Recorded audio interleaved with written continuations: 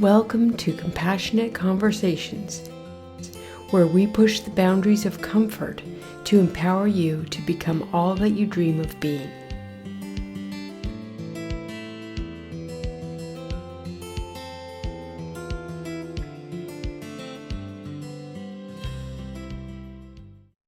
This is my third episode about grief and loss.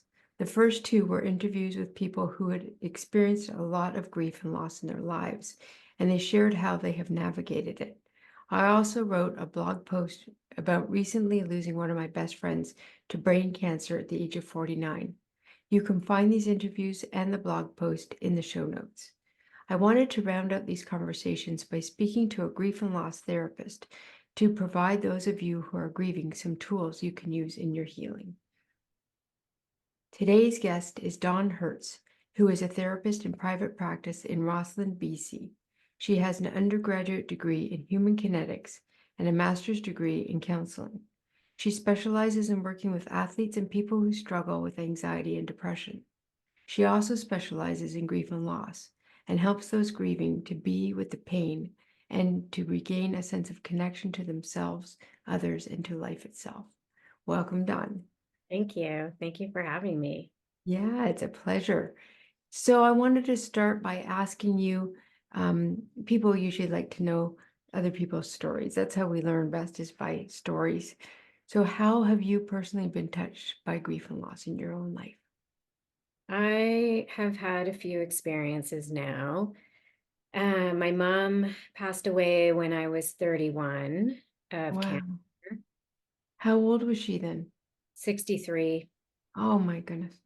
Yeah. So she was first diagnosed with cancer when I was 17, Okay. mastectomy, and went into remission for a number of years. And then right around the time my first child was born, she had a recurrence on the same side as the mastectomy. And so it was a Mhm. few years of, um, yeah, of her slowly dying, basically. Wow. Yeah. And what a juxtaposition to have a brand new life and then one that is sort of ending. Yeah, and it was also really interesting to me. Maybe it wouldn't be significant to other people, but that I was 31 when she died, which is the same age she was when I was born. Oh, wow. Yeah. It was just this thing I was trying to wrap my mind around. Right. Right. Yeah. And have you had any more sort of realizations or awakenings around that particular thing? I've just been thinking about it more recently because I've been doing some writing on it, and I think it's it just feels so odd to me that when I think about her at that age, at 31, she was giving life to me. I was born, and Yeah. for me at 31, uh, I was experiencing death. Mm-hmm. Mm-hmm. Yeah. The opposite end of the spectrum. Yeah. Wow. Yeah. Yeah. So that was my first significant loss. And Mm-hmm. then in 2018, my dad died. I wasn't very close with him, so that was a completely different kind of experience. I had a lot of Yeah. ambivalence around it. Yeah.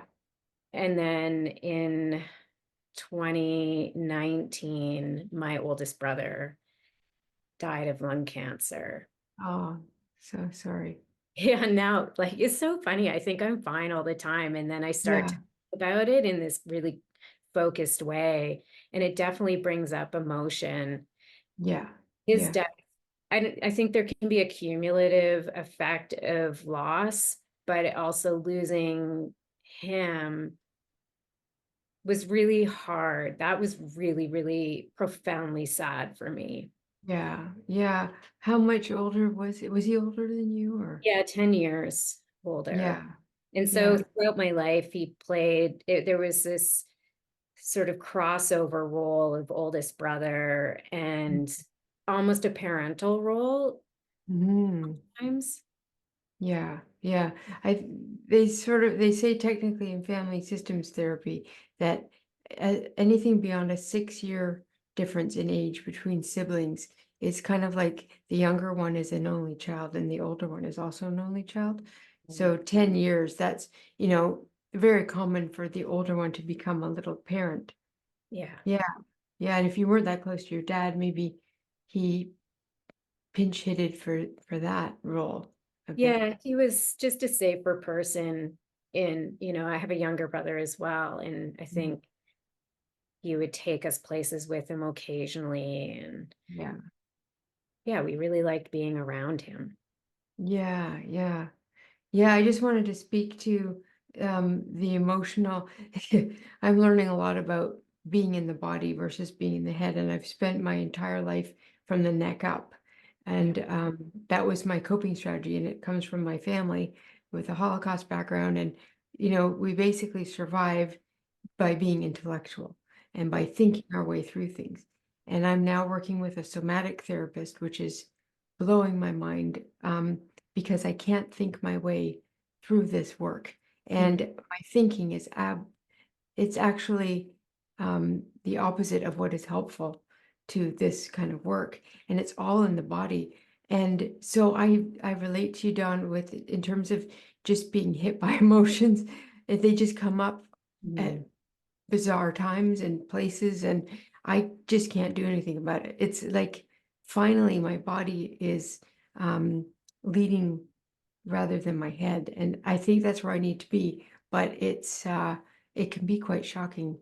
It's very unfamiliar territory. So then Yeah, when I go through my everyday life, like I said, yeah, oh, I'm fine. Like I don't, there's no, I'm yeah, not feeling any emotion about this stuff when I think yeah, about it. And yeah, yeah, to talk about it, and I realized, yeah, oh, there it is. yeah.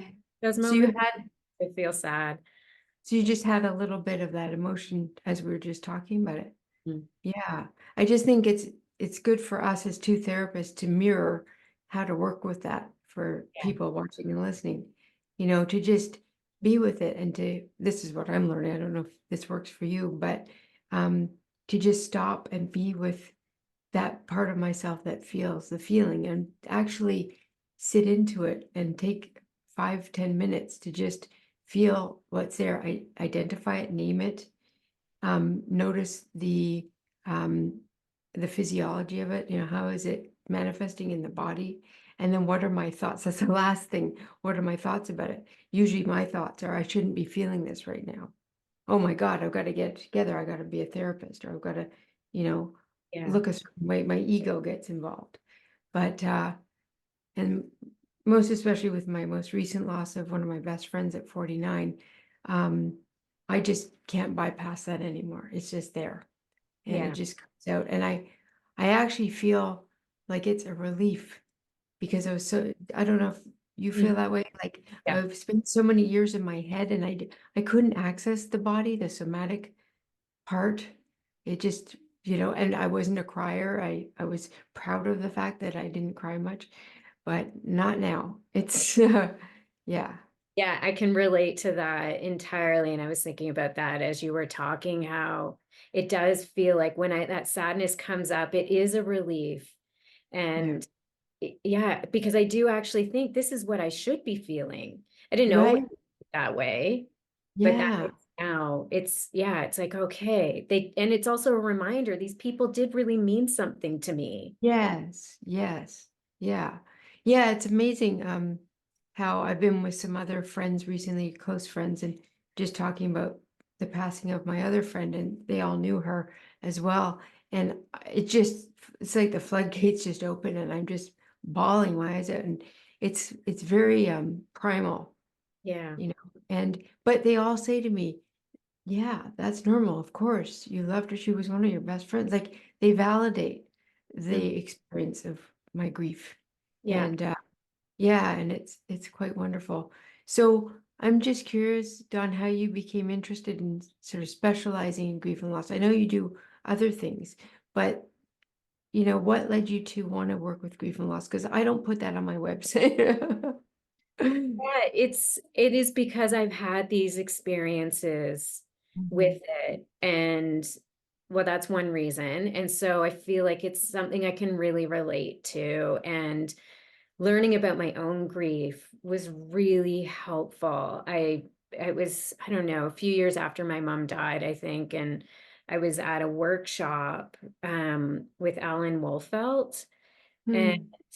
I didn't really know anything about grief other than the feelings I was having, until I went to that workshop, and he described the nature of grief and how there are these waves of grief. And suddenly Right, I just thought, oh, that's exactly what happens. That's my right. experience. And it was just so incredibly helpful to have it framed in that way and normalized. Yeah. And and so I really want to be able to provide that space for other people. Hmm. Hmm. Can you just mention the gentleman's name that is an expert and what his, like, does he have a book or? He has a number of books. Alan Wolfelt, Wolfelt. Okay, we'll try and put that in the show notes. Yeah, and he has quite a few books.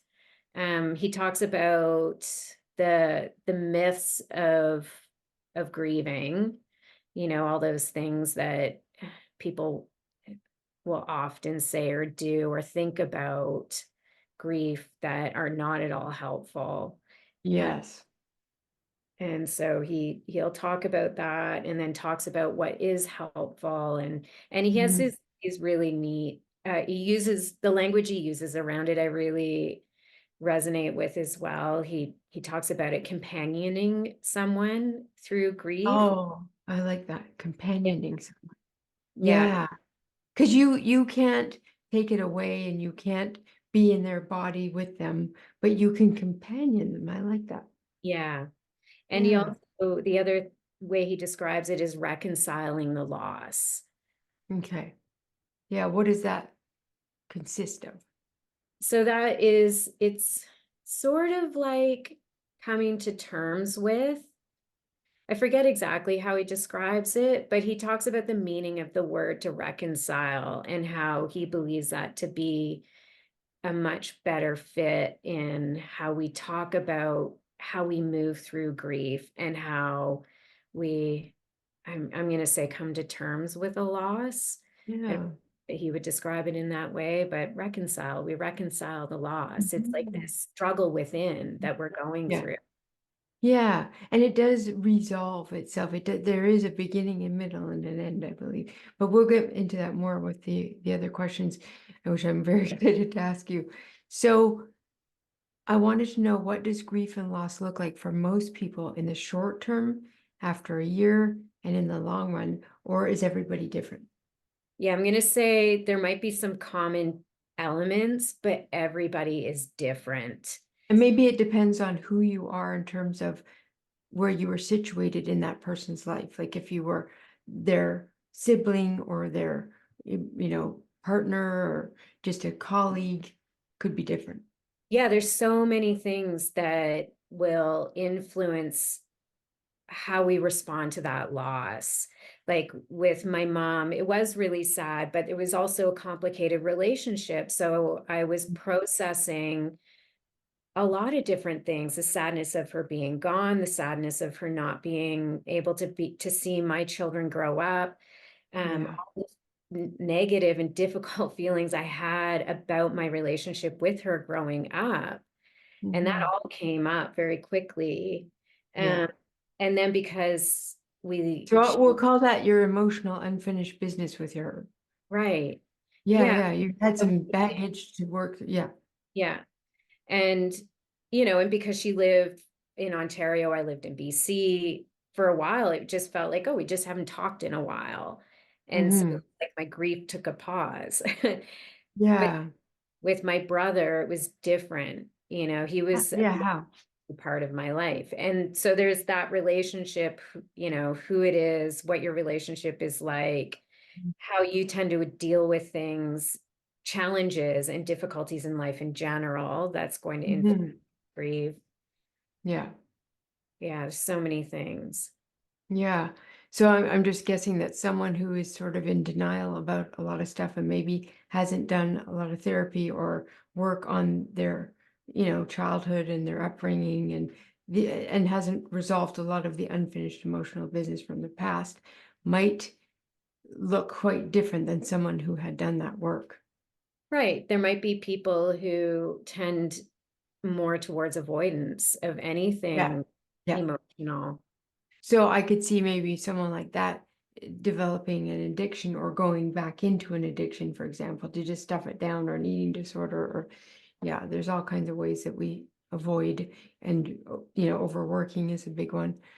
Um, so I'm curious about how you think that our culture in the West helps or harms those who are grieving. Have you looked at, how different cultures work with grief as well, or? I don't really know how different cultures deal with it. I mean, just vaguely know that there would be different customs and traditions Mhm, mhm, around when someone dies. I think, and this, I mean, this is just my narrow view of Western culture in general. I feel like we take this stance of we need to fix things and we need to get over yes, stuff and not yes, yes, feel it anymore. And that's our measure of whether or not we've yeah. succeeded. Yes, yes. Well, people are given a certain amount of time from work culture to grieve, and then they're supposed to be fine when they get back, right? Yeah, it Yeah. doesn't work like that. No, I got 5 days after my brother died. Oh my gosh. So Wow. imagine it's just like, all right, we got to wrap this up. And then I have to get back to Oh, everyday life. And yeah, right, right. So I'm just curious, in that instance, what happened for you? Because you were quite close to him. Like, you get 5 days off, and then what? How did you work through that grief while you were back at work? I mean, how many kids do you have as well? I have two. Two Yeah. kids, yeah. So you're busy. Yeah. I don't think they weren't at home at that time with me. They're both Yeah, young adults now. yeah, Uh, but I think I shelved it. That's what I yeah, do, tuck it away and yeah, I carry on and focus on yeah. other things. I'm just curious if it has come back. Like, what we resist persists, right? That's kind of a thing, and um, so it's going to still be there under the surface for you. Have you found that it bubbled up? Like, did it come out in other ways, or like have you kind of worked through more pieces of that since then? I think with that, I'm pretty good at just being with it when it would come up and letting it come up when it did. Yeah. And I'm also, I think, pretty good at compartmentalizing things, which may Mhm. or may not serve me well. Sometimes it will, and Yeah. sometimes it doesn't. Yeah. But I think in this case, I tried, I needed to compartmentalize it because I just couldn't be with that kind of emotion when I was at work. Yeah.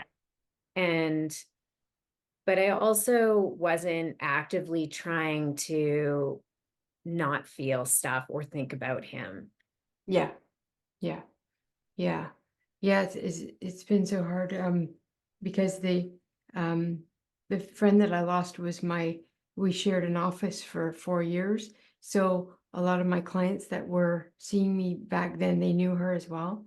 Um, So yeah, it's just been, I mean, I've really tried to compartmentalize it, but it's difficult. It's like if I'm sitting with a client and they're working through grief, I am there for them and I don't cry, but afterwards I might, yeah. Yeah.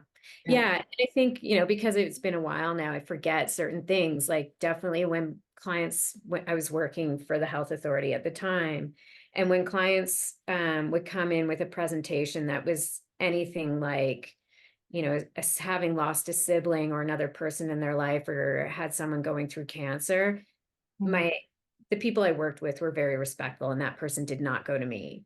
So Okay, yeah, yeah. So yeah, hey, as therapists, we kind of know our triggers and what we can work with. And I think it takes a very wise therapist to be in touch with our own unfinished business. And, we can only help people heal if we've healed in those particular areas ourselves. So yeah, there's certain things I don't work with. Yeah.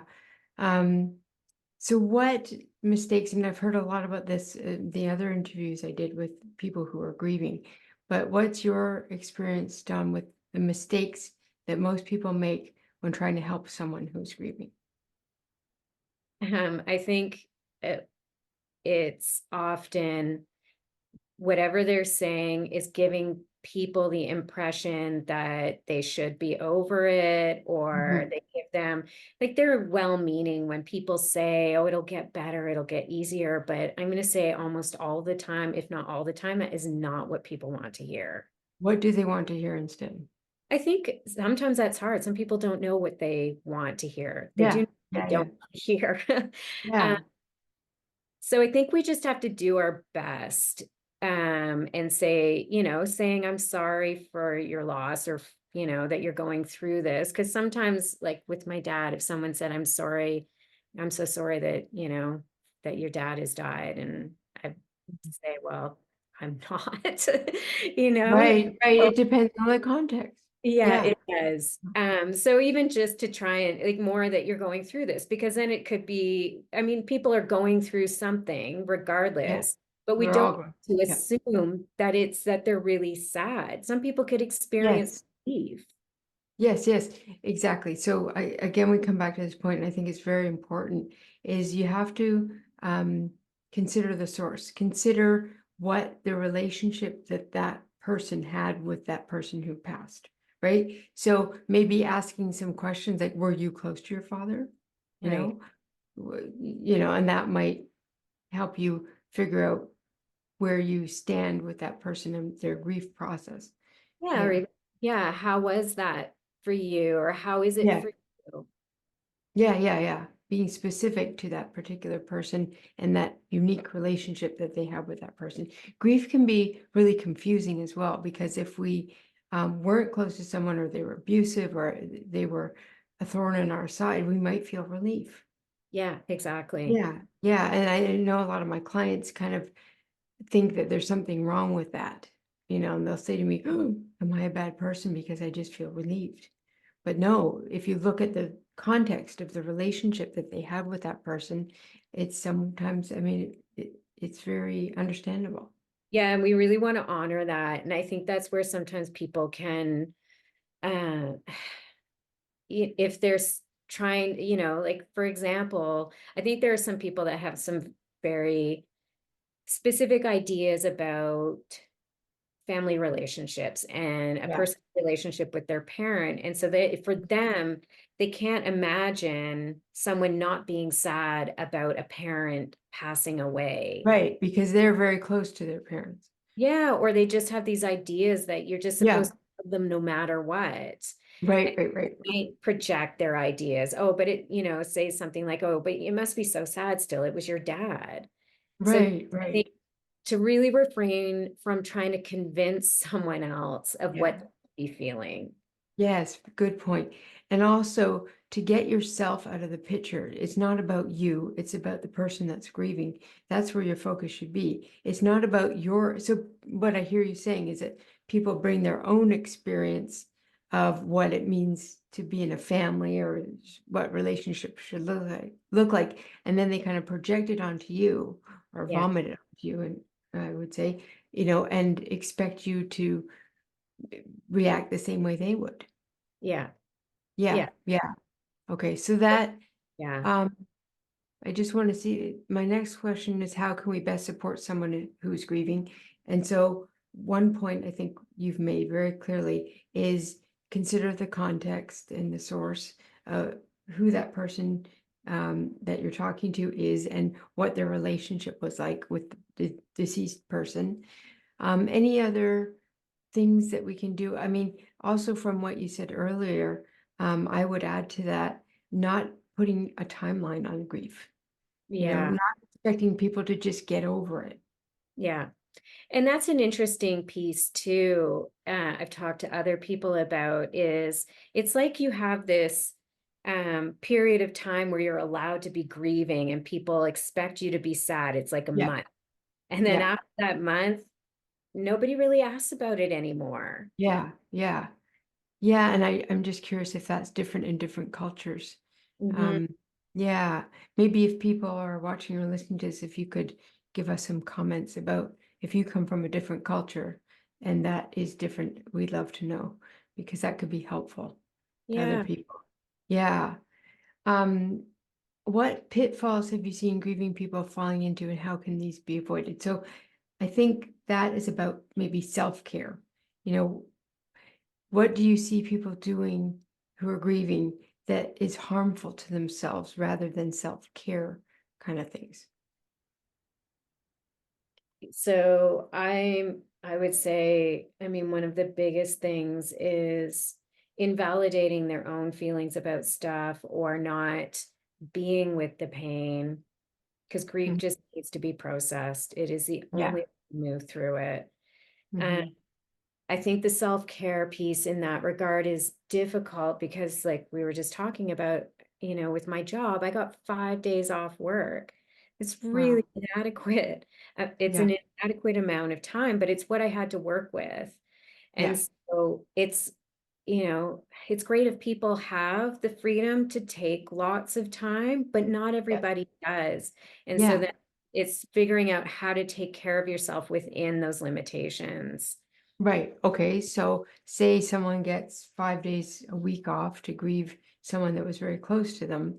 Um, what could they do in those 5 to 7 days to take care of themselves? And then what could they do, moving forward Mm. after that, to make sure that they're including a lot of self-care to work through the grief? Yeah, and I think that one of the most important things is connecting with supportive people, whether Yeah. that's friends and family, it could be other professionals, therapists, it could be someone who specializes in grief, could be a Hmm. group. Maybe some people aren't ready for the group piece, Yeah. and I get that. But to have that support wherever you get it. Like I listen Yeah. to this amazing radio station I stream out of Seattle, and they do all this really cool programming. And they're big on being advocates for mental health, and they do Oh, great. day on grief and loss. Wow. And What can you just say the name of the station? yeah, it's KEXP. KEXP. Okay, out of Seattle. Yeah, Good. I'll check that out. yeah. And their motto is you're not alone. And that's Nice. if you have anything like that, like it doesn't, if you lots of people become very isolated. So Yes. any way that you can find any piece of connection where you feel seen and heard, even Yeah. if you're not having, like, even without sharing your own experience, but just knowing other people Yeah. understand. Yeah. Yeah. I love that. The idea of connection that we are, you know, yeah. I've been through a lot of hard stuff in the past while. And yeah, what really helped me pull through was being in community with other people and feeling like I wasn't alone. It's Yeah. so important to know that there's, probably millions of people out there who are going through what you're going through. And there's the um, self-compassion um, meditation that Kristen Neff, the self-compassion queen, I call her, Yeah. which is so wonderful. And it's so simple. I teach it to my clients. And basically, it's just to stop and to say, this is pain, this is suffering, I am suffering. And then the second step is to acknowledge millions of people around the world are probably suffering in the same way that I am, you Yeah. know. And then the third part is, how can I nurture myself to help me through this suffering? But I love that, and it's based on the idea of metta from Buddhism and mindfulness. Um, just that idea that we're not alone, and Mhm. we tend, when we're having a really bad time, we tend to think we're on our own. I think it's part of um, our survival brain. We just kind of we get really small, but it's Yeah. important to expand and to um, yeah, to reach out to others and connect with others, because everybody dies. So do you have any more tips for how grieving people can recognize what they need and then ask for it? Because that can be hard for some people, especially women. Yeah, I listened to this podcast with this clinician who I loved what he had to say about, because the question came up for people who actually don't have the resources to get professional support. Yeah. And this person's recommendation was to seek people out, like your friends or whoever you know, Mhm. and shape them. Tell them exactly what you need Nice. from them. Wow. I like it. Yeah. Yeah. Now I'm just thinking a lot of my clients, there would be significant barriers to them doing that because they're mostly highly sensitive people that are quite shy and quite used to spending a lot of time on their own. And they Yeah. probably, that would be a big leap for a lot of them. But so maybe for people that are more withdrawn, they could just maybe look at one or two people. Yeah. Yeah. Yeah. I mean, I think really, yeah, we don't need that many in order to feel supported. It's the Yeah. quality of the relationship that's most Yeah. important. Yeah. Yeah, and like you've said, and I think the message to hammer home is just that it's just better to be in company and to be companioned through grief, to Yeah. feel that you're not alone. I know that when I lost my father-in-law, who I was very close to, I have my husband, that was his father, and we would grieve together. But we also, since it's been almost 2 years since he passed, we celebrate things about him now. Like we bring out photos of us doing really fun things together, and we tell stories about when he was alive and things he did, and it's really sweet. It Yeah. feels so good to remember those, to replace the sad sort of feelings of losing him with the very warm, fuzzy, full of love memories that we have of him. Yeah, and I think that piece is so important. And for me, it's become more important over time, even. And I think I can't remember if it was Alan Wolfelt who talked about this, but the idea of keeping the spirit of the person alive. Yes, yes. Oh, so important. Mm, Yeah, I've been doing that with my girlfriend because we were so close, that it's like every little thing, like I was putting on my lipstick for this interview today, and we used to share an office, like I said, and she would tell me when I had lipstick on my teeth. And it's just like those little tiny things. And I said, Ingrid, to the mirror, Ingrid, do I have lipstick on my teeth? So I talk to her a lot. yeah. It's lovely. Yeah. Yeah. Yeah, and that's one of the ways in which I've processed all these losses, even including the one losing my mom 20 years ago, Yeah. and where I'm doing some creative writing about it. So Oh, really? it's like I'm Yeah. taking this inner experience and putting it, making it external and Mm. in a creative way, and it's transforming it somehow. It's a really Wow. interesting Yeah. process, but just like when I wrote an essay, a personal essay about my brother, Yeah. but I did it in the letter, or in the format of a letter, because we Oh, exchanged letters when I was in my early 20s and he was in his yeah. 30s. And, Ah, so through in that way, I keep all of these memories alive yeah. and I bring the past into the present in a way that's really feels really heartfelt. Yeah. Yeah. My grandmother, my maternal grandmother was my person in my life. And she died at 95, which is incredible. And it was just a few years ago. But I was so close to her that it's like I have sweaters that she knit me. I have, the jewelry she gave me. I have memories of every type of food that I eat. It's just incredible. We've just shared so many things together that she's with me so often. And yeah, I find it lovely to wear her jewelry. I Mm, just feel so connected when I do that. And talking to them, yeah, talking to the person that you lost. Um, and she was my wise elder in a lot of ways. So when I'm stuck in a situation I don't know what to do, I say, Granny, yeah, what should I do? And I just listen, and I always get the answer.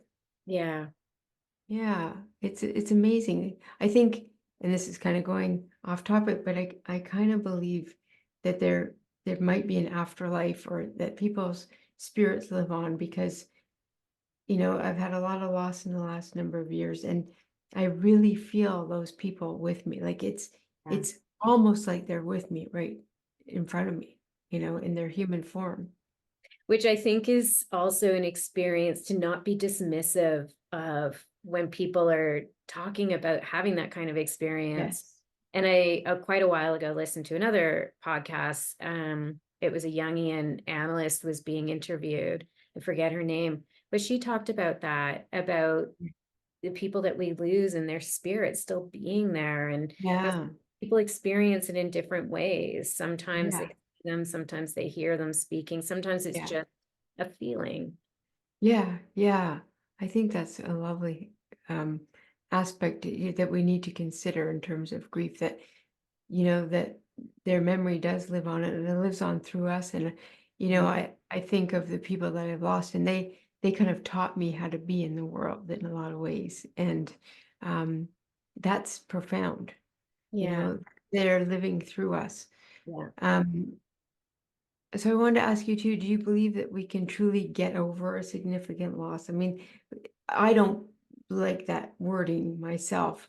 Um, but that's kind of the zeitgeist that's out there, is we're supposed to get over it. Like you said, there's this value and belief in our society that we need to get over it and toughen up. So, and if not, what kind of healing is realistic and healthy for us?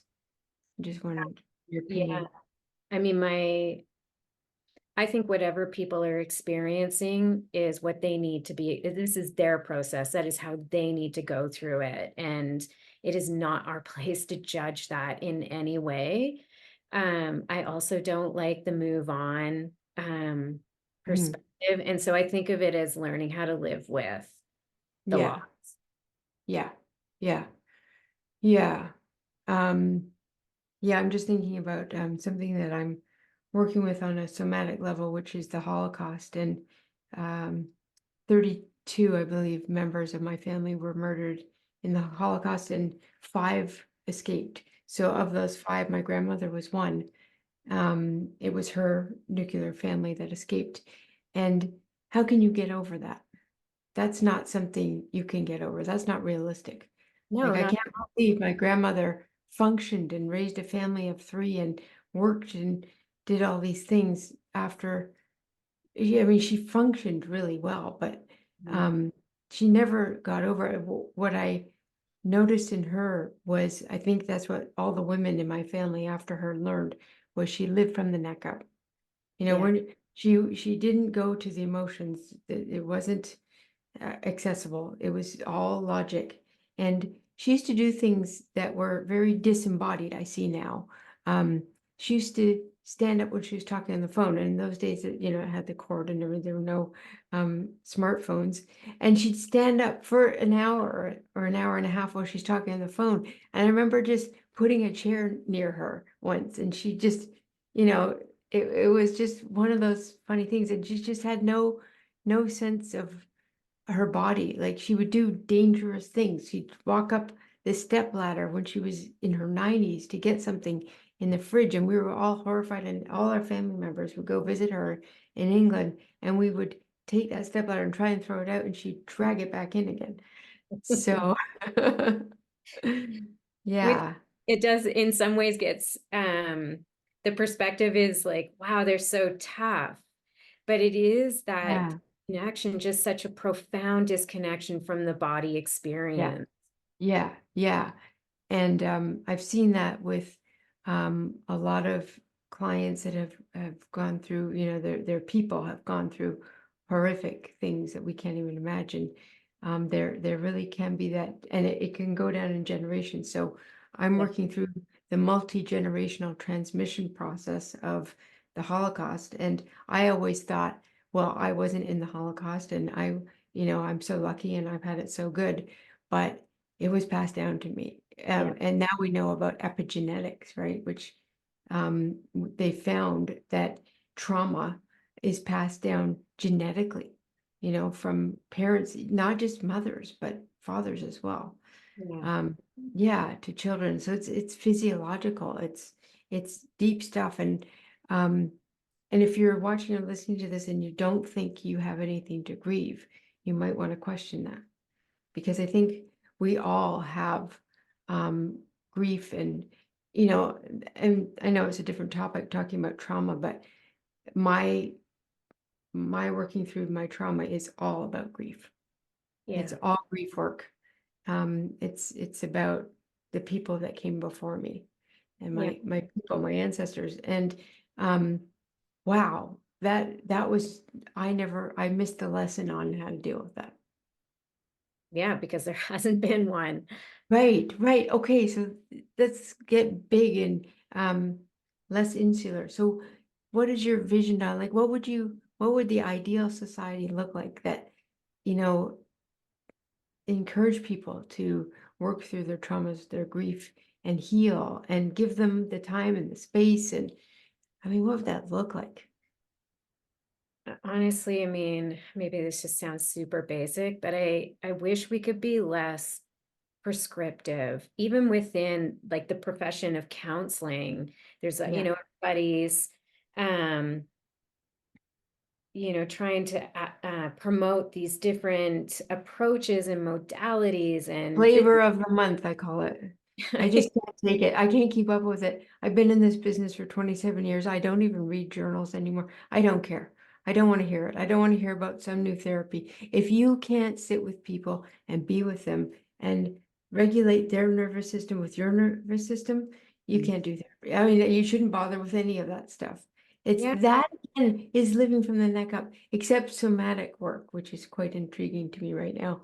But yeah, So, okay. yeah, why can't we just sit in the pain with people? And Yes. because I think that we perpetuate this idea that being in pain is wrong and we Yeah. need to Yeah. change it. And it Wow. is Mhm. hard when I have people come to me because they're struggling with a loss and they can't seem, to quote unquote get over the sadness. You Yeah. Yeah. not to get caught up in because get caught up in trying to help them figure out a way to change that because they don't Yeah. want to be in it. And so then I think, Yeah. well, it's my job to help them not be in it. But Yeah. That's how we're trained, isn't it, in this yeah, culture? But what I hear you saying is that you are different because your personal experience has taught you that that is not helpful to your no, my clients. job is to help people be in it. Yes, yes. So I love that. So that's a breath of fresh air right there. You're a therapist, and that proves this theory that we can only take our clients to the places we have gone ourselves, Mhm. right? So you've really, worked through a lot of grief and loss. So you can sit there and be present with someone who is going through that, and you're not going to just rush them through it or tell them to get over it. You can sit, one of my supervisors, my mentors long ago, told me that therapy, and I love this, was like sitting in the pit with the client. You got into the pit with them and you hung out there. Yeah. It's not like you're going to try and get them out of the pit. You sit there with them. And again, that comes back to that idea of companioning someone Yes. and helping them to see that they're not alone. I Yeah. think that's quite lovely. And I think when we sit with people in that darkness with them, and in a way, just all we do is we hold it, we contain it, we mirror it back, and they find their own way out eventually when they are ready. Yes, when they're ready. Yes, yes. Oh, it's a beautiful message. Well, this was wonderful. Thank you. Thank you.